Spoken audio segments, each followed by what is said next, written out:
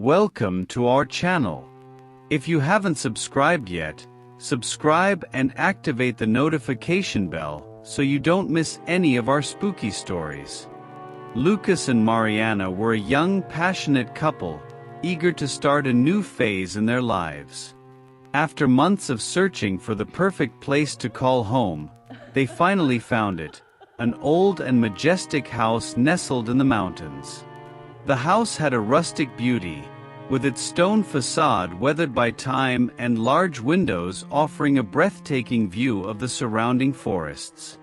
As soon as they set foot on the property, they felt a mix of awe and reverence. There was something almost magical about the place, as if every stone and wooden beam told a story. They decided it was the perfect place to start building their own memories. The move was full of excitement. They laughed as they unwrapped the furniture, joking about where each piece should go. The first night in the new house was peaceful. They snuggled in the living room, illuminated only by the crackling fire in the fireplace, talking about their plans for the future. But as the fire cast dancing shadows on the walls, a strange feeling began to form. Mariana commented that she felt like she was being watched, but Lucas laughed, saying it was probably just the excitement of the day. They went to bed, believing that the initial discomfort was just an adaptation to the new environment. Little did they know that the house held secrets that were about to be revealed. Secrets that would turn their excitement into pure terror. As the days passed, Lucas and Mariana began to explore every corner of the house. There was something charming about discovering the details of that century-old construction. One sunny afternoon, while rummaging through boxes in the dusty attic, Lucas found an old wooden chest locked with a rusty padlock. Curious, he called Mariana, and together they decided to open the chest, feeling a strange mixture of excitement and apprehension. Inside the chest, they found a collection of old diaries, faded photographs, and yellowed newspaper clippings. As they leafed through the diaries, written by different hands over the years, they began to notice a disturbing pattern. The entries were filled with descriptions of unsettling events, reports of mysterious deaths, and unexplained disappearances. Mariana held one of the newspaper clippings, her hands trembling slightly. It was an article dated decades ago, telling the story of an entire family that had disappeared without a trace. Neighbors claimed that the house on the hill was cursed, that anyone who dared to live there would meet a terrible fate. The following nights brought restless dreams for the couple. Lucas dreamed of unknown faces twisted in agony, while Mariana heard whispers in a language she couldn't understand. During the day, they continued their research, trying to understand what had really happened in that house. Talking to local residents, they discovered even more sinister stories. Neighbors reported hearing screams coming from the house on stormy nights and seeing shadows moving through the windows, even when no one was supposed to be there. A former resident told them about a massacre that had occurred there at the beginning of the last century, a brutal act of revenge that left restless souls trapped within those walls. Each new discovery deepened the sense of unease. The house, which initially seemed like an idyllic refuge, now revealed its true character. The walls seemed to whisper dark secrets, and the heavy atmosphere made it clear that the past was still very present. Lucas and Mariana were about to face a terrifying truth. The house on the hill was alive with the memories of its bloody history, and the vengeful spirits of the former residents were far from finding peace. The nights in the house on the hill began to take an even more sinister turn. What were once just small peculiarities soon turned into inexplicable and frightening phenomena. One night, as Lucas and Mariana were about to sleep, they heard the sound of heavy footsteps in the hallway. Lucas, trying to be rational, said it was just the house settling, but both knew something was wrong. The next morning, Mariana found all the kitchen cabinet doors open. She was sure she had closed them the night before. Trying not to be scared, she attributed it to the wind or her own distraction. However, when Lucas found deep scratch marks on the basement door that seemed to have been made by human nails, the couple could no longer ignore what was happening. The strange occurrences intensified. Objects began to disappear and reappear in impossible places. Once, Mariana found an old pocket watch on their bed, an object they had never seen before. When opened, the watch revealed a faded photo of a family at a gathering, but all the faces were scratched out except for a man with a disturbing look. One night, while Lucas was in the upstairs office, Mariana heard a low crying coming from the hallway. Thinking it was the wind, she tried to ignore it, but the sound grew louder and more desperate. When she went to investigate, she saw a shadowy figure at the end of the hallway, a woman in a white dress with empty eyes, silently crying. Before she could scream, the figure disappeared, leaving only an icy chill in the air. Lucas also began to have visions. While working in the garden, he felt a presence behind him and, turning around, saw a bloodied man standing there, watching him with eyes full of hatred. In the blink of an eye, the man disappeared, but the fear remained. They realized they were not just dealing with passive hauntings, but with vengeful spirits that wanted them out of the house at any cost. The tension between Lucas and Mariana grew along with the phenomena. The nights became almost unbearable, with doors slamming on their own, incessant whispers, and the constant feeling of being watched.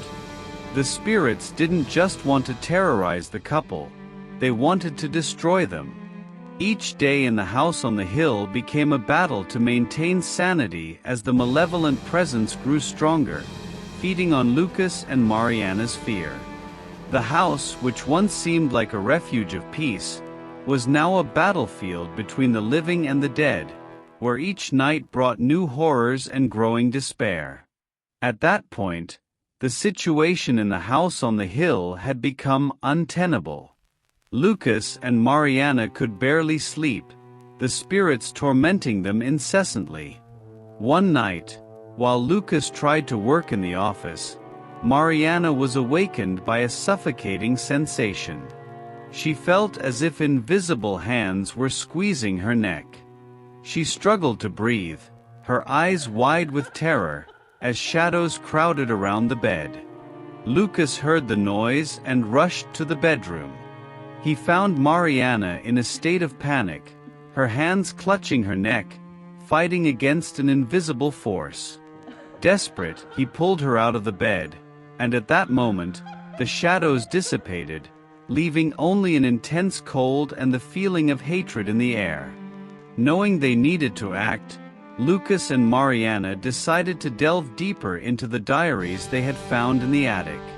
In one of the entries, they discovered the story of a woman named Beatriz, who had lived there at the beginning of the last century.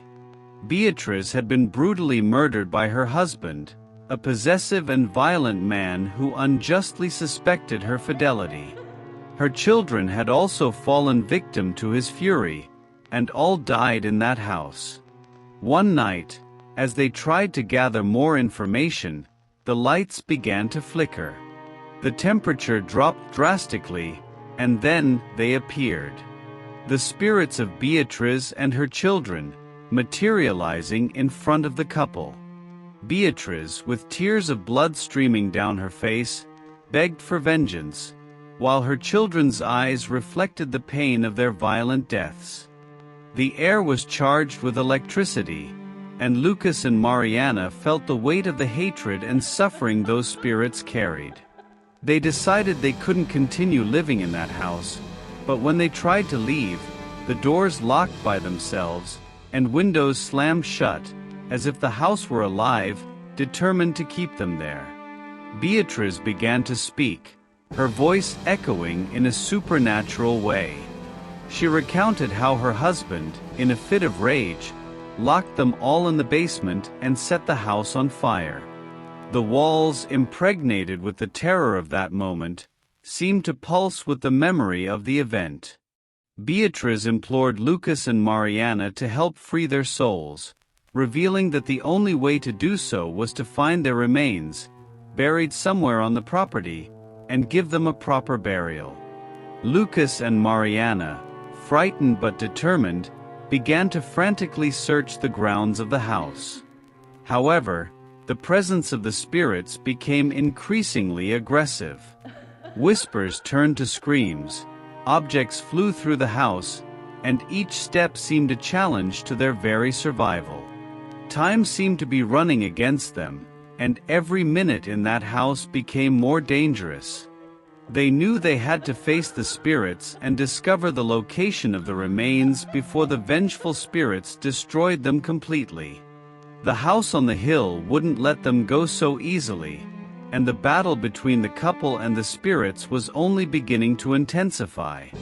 The air inside the house on the hill was dense and heavy, laden with the malevolent energy of the vengeful spirits. Lucas and Mariana were on the brink of despair, but they knew they couldn't give up. Determined to free the tormented souls, they continued their search for the remains of Beatriz and her children. That night, the tension peaked. Equipped with flashlights and digging tools, they descended into the basement, the place where it all began. The air there was even colder, and the darkness seemed almost palpable. With trembling hands, they began to dig into the dirt floor, guided by the instructions Beatriz had whispered in their dreams. As they dug, the spirits grew more agitated.